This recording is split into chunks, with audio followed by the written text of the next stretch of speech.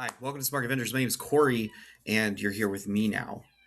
The reason you're here with me now is this is the very first episode of a kind of small short series that we're going to do maybe on a weekly basis, where we go and look at new number ones.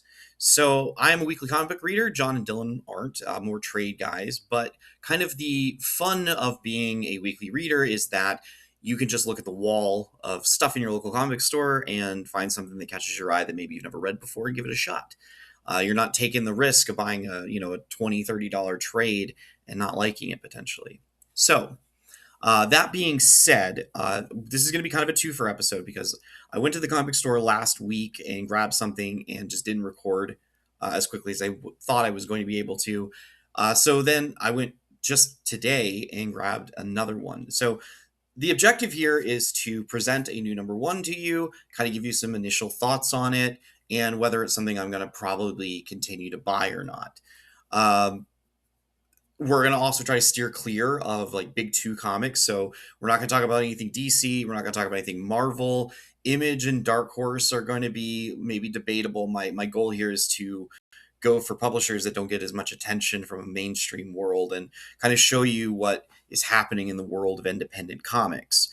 So I'm going to start with the pick from last week. So last week was an interesting week for comics because there wasn't really a lot of new number ones. But what I did find was Hank Howard, Pizza Detective, and the Two Hollywoods by Bad Idea Comics, written by Robert Venditti, with art by David Lapham. You can't really see it. David Lapham. So, as the title would suggest, this is kind of a silly comic. The main character, Hank Howard, is a private detective who works for pizza chains by the sounds of it. And he inevitably gets involved in a drug bust and a conspiracy of a larger drug trafficking trade. I will say the art is very clever. I do enjoy it. It's also printed on like paper stock, so this is like kind of how comics used to be printed. It's not on like fancy paper like magazine paper or super glossy. It's very to the point. The humor is obviously there. This gives me a very similar feeling of reading, not reading, but watching the Ace Ventura Pet Detective, movies, because this is a man whose primary concern is pizza, and yet he is throwing himself into this major investigation as if he's like a hard-boiled, dyed-in-the-wool detective. Um, well written, I think. Art was good as well. Price point was a bit of a sticking point for me. It was $6 American pre-tax. So, if in my comic store, if you have a regular pull with a certain number of titles on it, they do give you a discount. I don't know if the joke of the Ace Ventura kind of style detective story is enough to keep me hooked. So it was not bad. Like I said, if you're looking for something silly, something a little lighthearted, I would go for that. It's still kind of brutal. Like there's like a mass shooting and a bunch of people get fucked up, but it's a fun time. The next one, and this is this week's comic, is Holy Brawl by Keenspot Comics.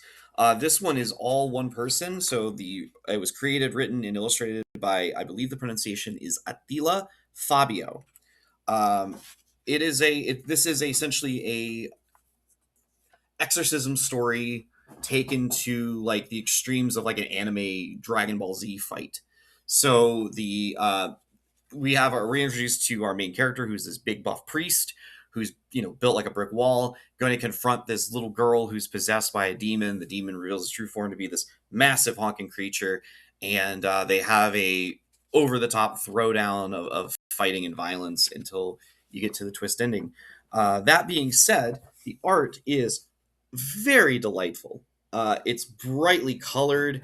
Everything about it pops. The shapes are all good. It's got a good sense of humor to it.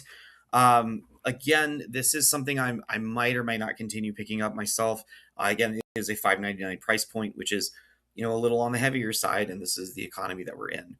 So we have two very different styles of story here. We have our silly detective, and then we also have our cartoonish exorcism. But that's it for this first kind of episode of new number ones.